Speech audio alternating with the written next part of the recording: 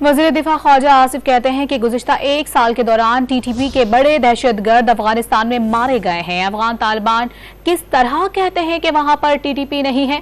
Don news से बात करते हुए वज़ीर दिफा ने दहशतगर्दों को मुल्क में बसाने वालों को भी जिम्मेदार ठहरा दिया।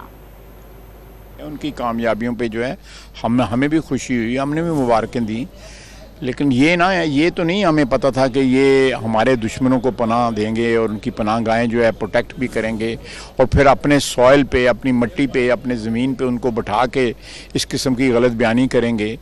पिछले एक साल के अंदर जो भी टीटीपी के लोग मारे गए हैं या और लोग मारे गए हैं, बड़े बड़े नाम हैं, वो उनकी सरजमीन पे मारे गए हैं। वो किस तरह कहते हैं कि हमारे यहाँ पे कोई नहीं है, जो है वो बंदा कोई नहीं है, हमारे यहाँ पे टीटीपी वाले नहीं हैं। और दूसरा ये है कि जिम्मेदारी उन लोगों की भी है जिन्होंने यहाँ पे आके बसाया उन लोगों को और उनको ये मौका फराहम किया कि पाकिस्तान के अंदर से, हमारे घर के अंदर से जो है हमारे पे शब खून मारे।